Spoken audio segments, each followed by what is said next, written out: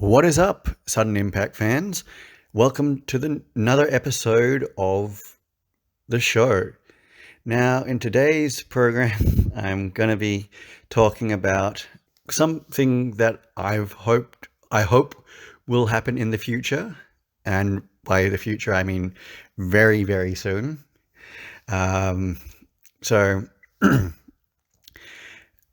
watching AEW Forbidden Door today was fantastic because it featured wrestlers from AEW, New Japan Wrestling, Stardom, CMLL, and AAA. Not to mention the fact that New Japan was also announced that they're going to have an event on January 5th next year called Wrestle Dynasty, featuring wrestlers from New Japan Pro Wrestling, AEW, Stardom, CMLL, and Ring of Honor. Now, this is fantastic for New Japan, as was Forbidden Door fantastic for AEW today, because it shows that the wrestling industry is not as closed off as it was previously. Now, this also goes back to TNA Wrestling. If you remember, they did a joint promoted event in 2019 called United We Stand. Now, that was mainly done with other companies within America. So it was like TNA Wrestling, Major League Wrestling, Dragon Gate, USA, and a couple of other wrestling companies as well. And that event should have been the start of wrestling companies working together and doing co-promoted events, like all in one massive supercard, basically.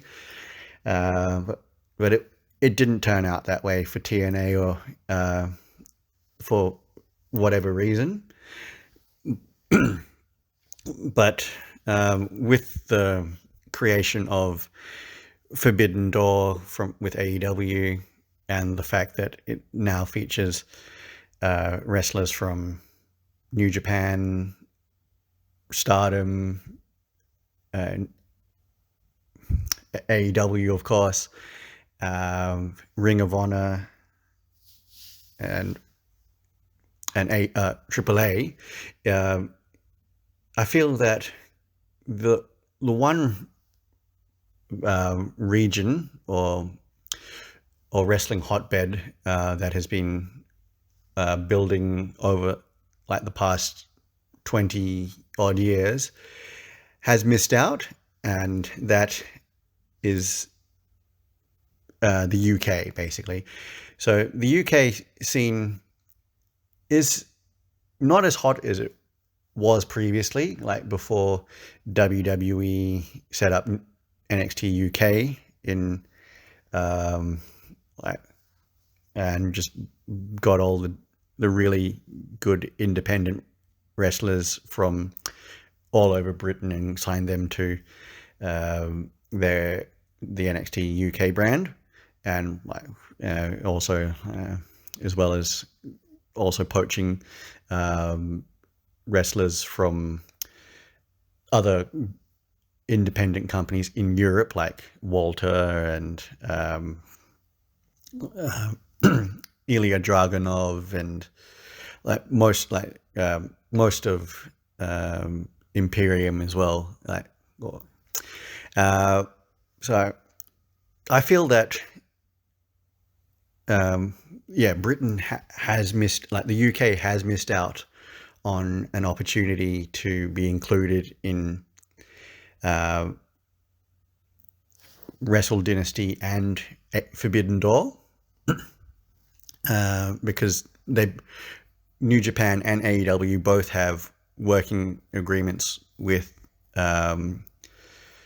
RevPro, or Revolution Pro Wrestling, based in England, which features independent wrestlers from all over the UK. So I feel that yes, they should have at least featured a couple of wrestlers from RevPro as well. But in Forbidden Door and also Wrestle Dynasty, but unfortunately they didn't. They came out with saying, with the Wrestle Dynasty announcement, RevPro was left off as being one of the promotions that was also going to have wrestlers competing in it. I think this is mainly because most of the wrestlers in RevPro are independent wrestlers, and that don't they haven't really signed for any of the companies that are featured in going to be featured in Wrestle Dynasty. But I digress. And okay, so where I feel that TNA can capitalize on this is by having a working agreement with RevPro as well. And once they do that, it'll mean that the wrestlers from RevPro can come back and forth freely between RevPro and TNA. I mean, Danny Luna, who is the current RevPro champion, is also signed to TNA Wrestling, and they've also had other wrestlers featured who wrestle for both companies, namely Subculture and Grizzled Young Veterans, or GYV, after they left WWE. So where I'm going with this is that TNA should first enter into a working agreement with RevPro, and then send wrestlers back and forth to RevPro, and RevPro send some British wrestlers to TNA, or send more British wrestlers to TNA, eventually working towards featuring them on like major events for both companies, such as pay-per-views or like specials, like they have, like both companies have. And also that would also slowly build to hopefully both companies having a co-promoted event, such as a Forbidden Door, or a Wrestle Dynasty, or even a United We Stand event.